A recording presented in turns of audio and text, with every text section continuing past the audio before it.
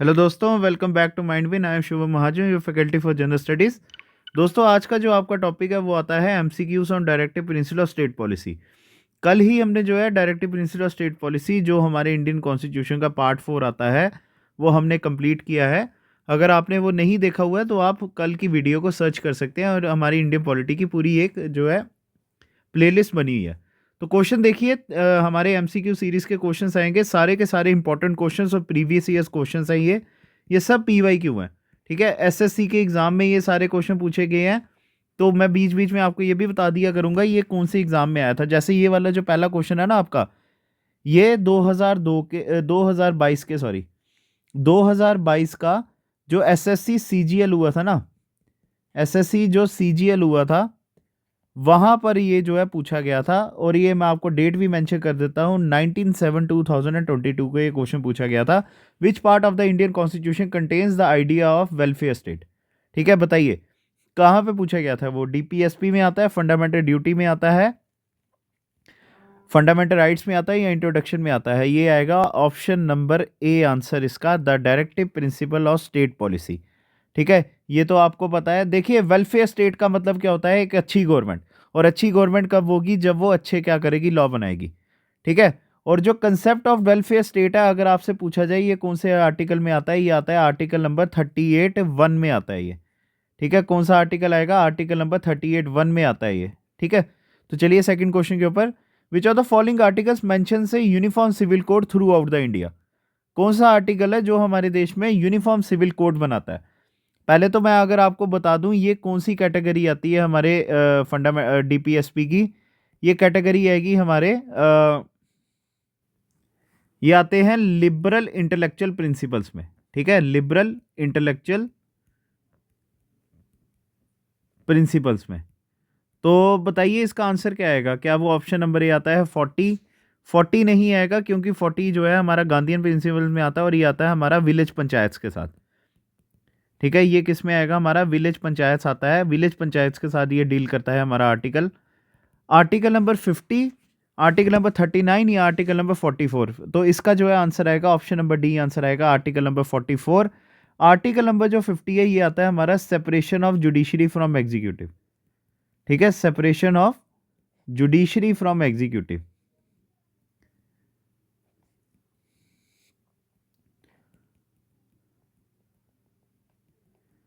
ठीक है, तो चलिए आपके थर्ड क्वेश्चन के ऊपर चलते हैं। हाँ, 39 का आपने मुझे जो है कमेंट सेक्शन पे बताना है। ठीक है, ये मुझे कमेंट सेक्शन में बताएंगे।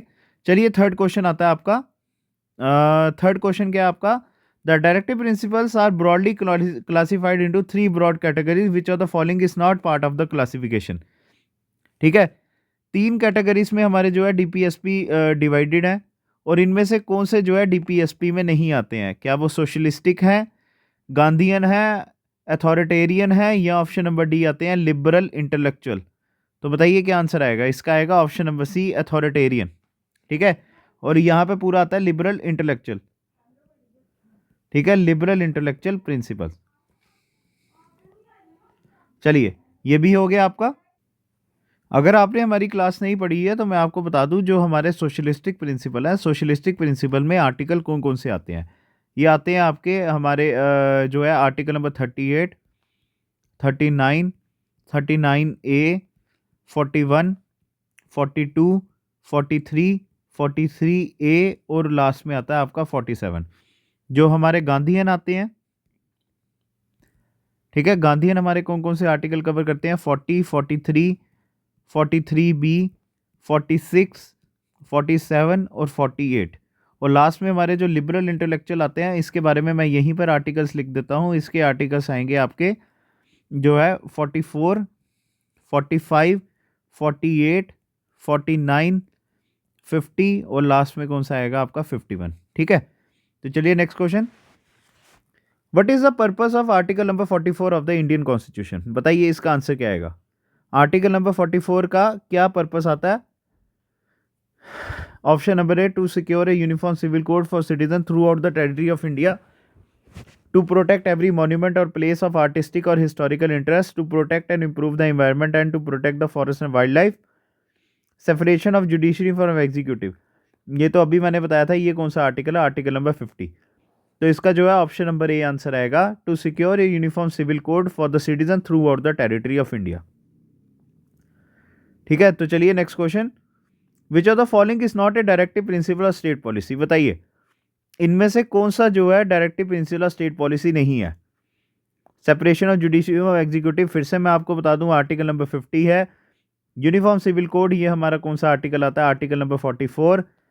कंजर्वेशन ऑफ मॉन्यूमेंट्स, ठीक है, ये अगर आपको पता होगा ये आपका कौन सा आर्टिकल आता है, ये आता है आर्टिकल नंबर 49। ठीक है, residence in any part of India, ये अगर आपको पता होगा ये आपका कौन सा आर्टिकल आता है, आर्टिकल नंबर 19। पर ये आर्टिकल कौन सा है, ये आता है आपका फंडामेंटल राइट। और ये फंडामेंटल राइट कौन सा है, ये फंडामेंटल राइट है आपका राइट टू फ्रीडम। तो तभी इसका जो है ऑप्शन नंबर डी आंसर आएगा, residence in any part of India. चलिए अब आपके 6 क्वेश्चन के ऊपर, which article of the Indian constitution requires that the state shall take steps to organize village panchayats and endow them with such power and authority as it may be necessary to enable them to function as a unit of self government। बताइए कौन सा article है वो। ठीक है, article number 40, 35, 38 या 32, इसका आएगा option number A, article number 40। Organisation of village panchayat जो है हमारा आर्टिकल नंबर 40 के साथ डील करता है। ठीक है, तो चलिए नेक्स्ट क्वेश्चन के ऊपर, Which article of the Indian Constitution protects monuments or places of artistic or historical importance? अभी हमने इसके बारे में किया था, ये आएगा हमारा option number B, article number 49। ठीक है, चलिए फिर नेक्स्ट क्वेश्चन के ऊपर चलते हैं। How many directive principle of the original list in the Indian constitution were amended by the 44th amendment act of 1978। ठीक है, 44th कॉन्स्टिट्यूशन अमेंडमेंट ने कितने डायरेक्टिव प्रिंसिपल और स्टेट पॉलिसी ऐड किए इंडियन कॉन्स्टिट्यूशन में। ठीक है, 1, 2, 3 या 4, इसका आएगा option number A answer, only 1। ठीक है, इसने एक ही जो है आर्टिकल ऐड किया था और वो आता है आर्टिकल नंबर 38। ठीक है, आर्टिकल नंबर 38 है और वो हमारा आता है, the state shall require to minimise inequality in income status facilities and opportunities. ठीक है, तो चलिए 9th क्वेश्चन के ऊपर, द वर्किंग कंडीशंस।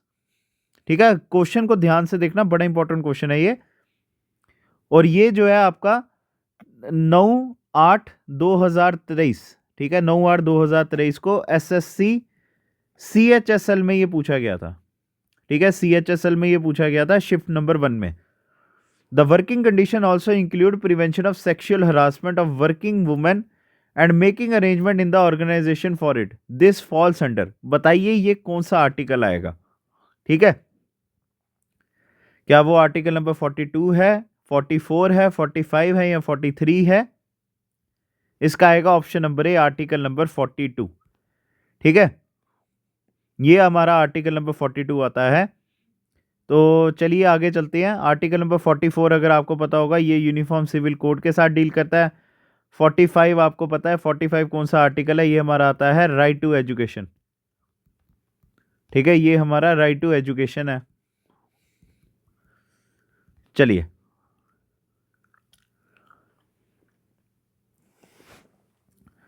अब क्वेश्चन आता है कि कितने डायरेक्टिव प्रिंसिपल्स जो हैं ऐड किए गए थे या अमेंड किए गए थे इंडियन कॉन्स्टिट्यूशन में 42nd कॉन्स्टिट्यूशन अमेंडमेंट 1976 से। ठीक है, इस अमेंडमेंट ने कितने हमें fundamental directive principle state policy दिए, 5, 4, 2 और 3। इसका आएगा ऑप्शन नंबर बी आंसर 4। ठीक है, 4 आएगा इसका आंसर। तो वो कौन कौन से आते हैं, 39F, ये आपको मैंने वीडियो में बताया हुआ, मैं बार बार कह रहा हूँ, ये आप एक बार वहां पे देख सकते हैं। आर्टिकल नंबर 39F था वो। ठीक है, 39A था। ठीक है, फिर उसके बाद आता है 43A और लास्ट में था आपका आर्टिकल नंबर 48A। ठीक है, कौन सा आर्टिकल है, 48A। तो चलिए अब आपका 11th क्वेश्चन आता है, which of the following amendment acts added 4 new subjects, article number 39, 39A, 43A, 48A। ये अभी मैंने आपको बताया है Indian directive principle state policy में लाया गया था। इसका आएगा option number B, 42nd constitution amendment act of 1976। चलिए अब आपका नेक्स्ट क्वेश्चन आता है,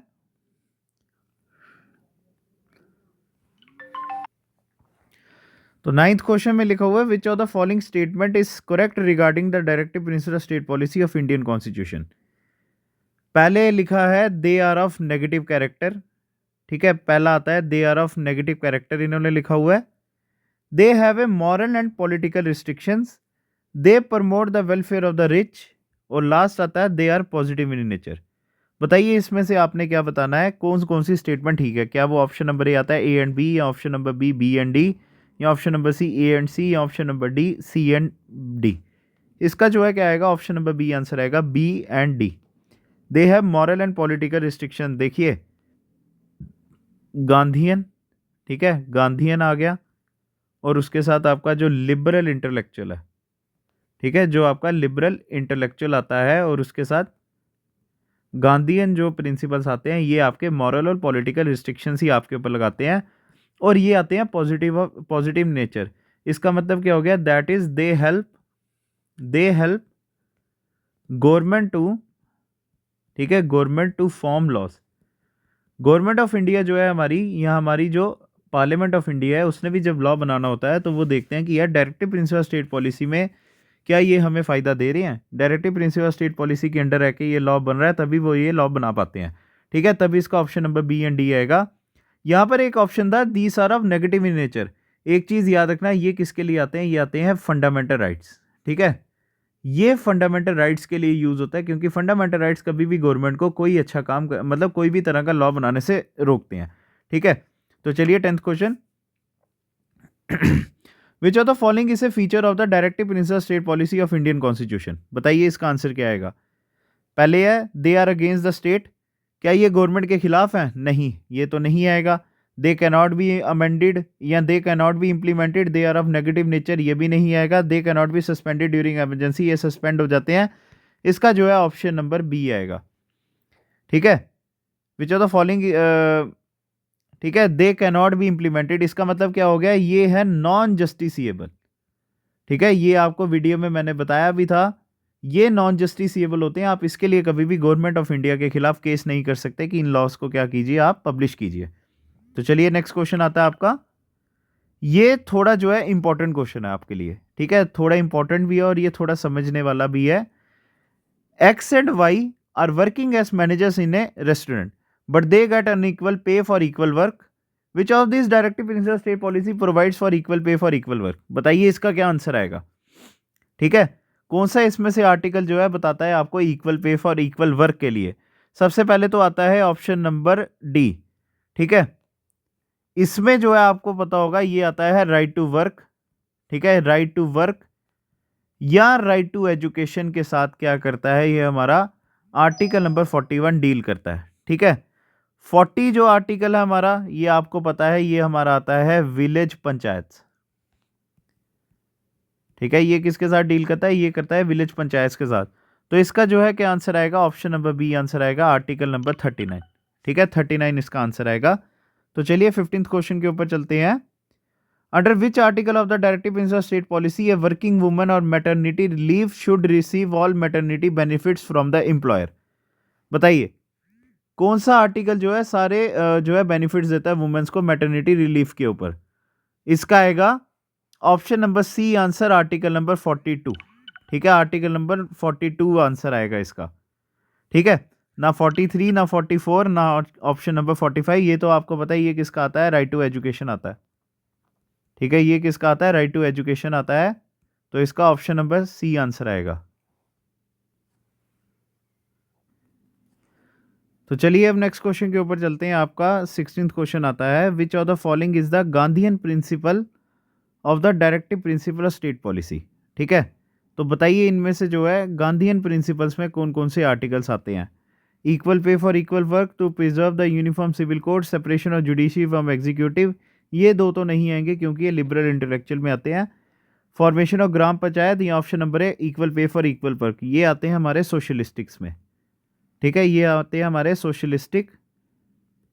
तो इसका जो है ऑप्शन नंबर डी आंसर आएगा, formation of the village panchayat, जो हमारा कौन सा आर्टिकल आता है, ये आएगा हमारा आर्टिकल नंबर 40, ठीक है, आर्टिकल नंबर 40। तो चलिए आपके नेक्स्ट क्वेश्चन के ऊपर, the directive principle state policy in the constitution of India was borrowed from the which constitution? तो बताइए इसका क्या आंसर आएगा? इसका आएगा option number C, Irish constitution. ठीक है, अगर आपको याद होगा मैंने आपको ये भी बताया था कि government of India act of 1935 में directive principle of state policy को क्या कहा जाता था? Instrument of instructions. ठीक है, क्या कहा जाता था? Instrument of instructions. ठीक है, तो चलिए नेक्स्ट क्वेश्चन के ऊपर चलते हैं, आपके 17th क्वेश्चन के ऊपर। Which of the following articles of the constitution of India deals with the organisation of agriculture and animal husbandry? बड़ा अच्छा क्वेश्चन है ये। कौन सा आर्टिकल जो है हमारा इसके साथ डील करता है? 84, 92, ये दोनों तो पहले ही बार हो गए, क्योंकि ये दोनों इंडियन कॉन्स्टिट्यूशन में डीपीएसपी में तो नहीं आते हैं। और ये हमारा जो है किस में आता है? ये आता है हमारा फंडामेंटल राइट्स में।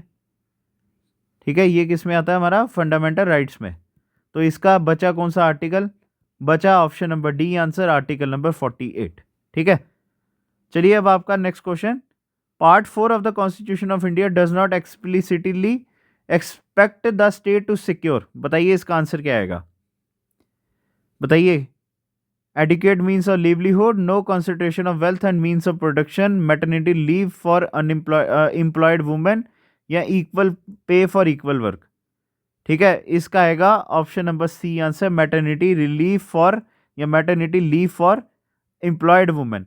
ठीक है, ये डीपीएसपी में क्या कहते हैं, जब हमारा कॉन्स्टिट्यूशन बना था तब डीपीएसपी में ये नहीं आता था। पार्लियामेंट ने जो है ये इसको डीपीएसपी में अभी में भी नहीं डाला हुआ है, ये बाद में आया था हमारा मैटरनिटी।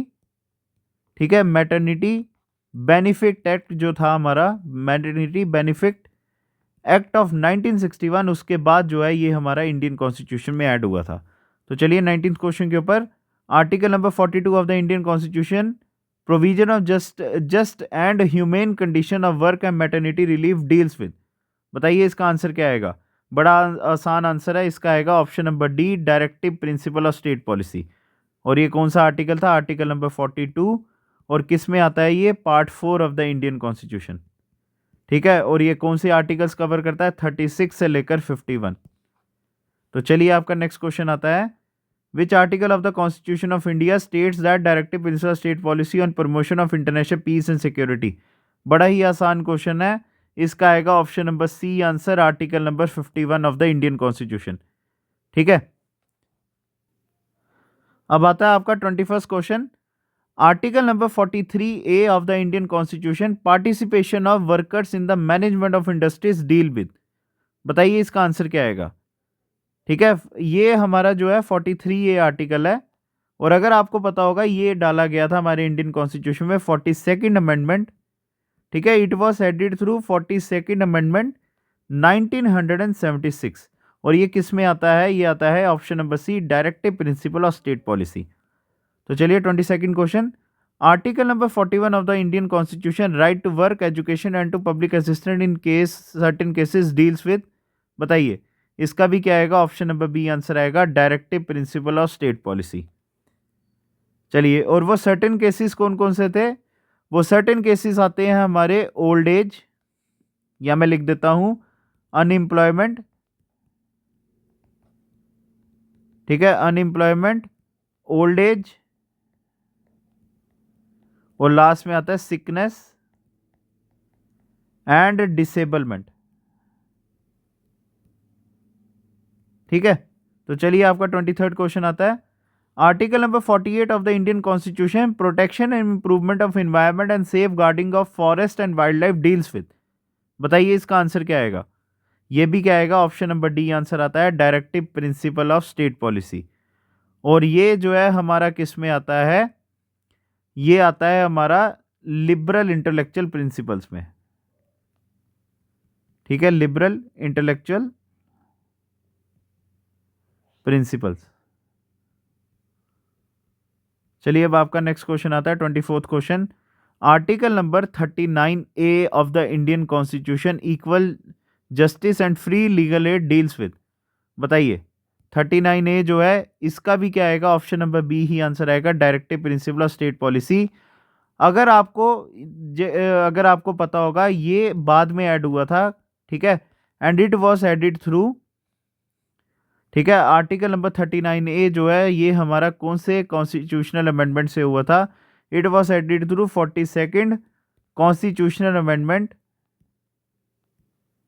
1976। ठीक है, तो चलिए 25th क्वेश्चन आता है, uniform civil code is mentioned in which article of the Indian constitution. बड़ा आसान क्वेश्चन है, इसका आएगा option number A, article number 44। और आर्टिकल नंबर 4 जो है ये हमारा किस में आता है, यूनियन एंड टेरिटरीज में आता है। ठीक है, यूनियन एंड टेरिटरीज में आता है ये। और आर्टिकल नंबर 14 जो है हमारा राइट टू इक्वालिटी आता है, या इक्वल प्रोटेक्शन ऑफ लॉस आता है, या equality before law, equality before law and equal protection of law. Article number 34 है हमारा मार्शियल लॉ के साथ डील करता है। ठीक है, तभी इसका ऑप्शन नंबर ए आंसर आएगा, article number 44। 26, which of the following articles of the constitution of India deals with the uniform civil code. Option number A answer आएगा, आर्टिकल नंबर 44। ठीक है, ये शायद रिपीट हुआ है। नेक्स्ट क्वेश्चन, इसका option number A answer आएगा, article number 44 जो है हमारा डीपीएसपी के साथ डील करता है। Next question, which of the following article promotes equal justice and free legal aid to the all the citizens. बताइए क्या आंसर आएगा इसका। ऑप्शन नंबर ए 39A, 32A, 43A या 48A। बताइए इसका आंसर क्या आएगा। इसका आएगा option number A answer, article number 39A। ठीक है, 39A जो है हमारा इक्वल जस्टिस और फ्री लीगल एड के साथ क्या करता है, डील करता है। 43A और 48A हमारे जो है ये भी पीएसपी के अंडर जो है आते हैं। 29 को article number 42 of the Indian constitution, provision for just and humane condition of work and maternity relief deals with. Option number D, directive principle of state policy. और हमारे आज के सेशन का last question, which of the following is not included in the directive principle of state policy of the constitution of India. ठीक है, बताइए इसका answer क्या आएगा। Equal pay for equal work, equal justice and free legal aid, right to information या organisation of village panchayat. इसका आएगा option number C answer, right to information. ठीक है, चलिए तो एक चीज़ और याद रखना, अगर आपसे पूछा जाए राइट टू इन्फॉर्मेशन जो है हमारे इंडियन कॉन्स्टिट्यूशन में कब आया था, ये आया था हमारा 12 अक्टूबर 2005 को। ठीक है, राइट टू इन्फॉर्मेशन।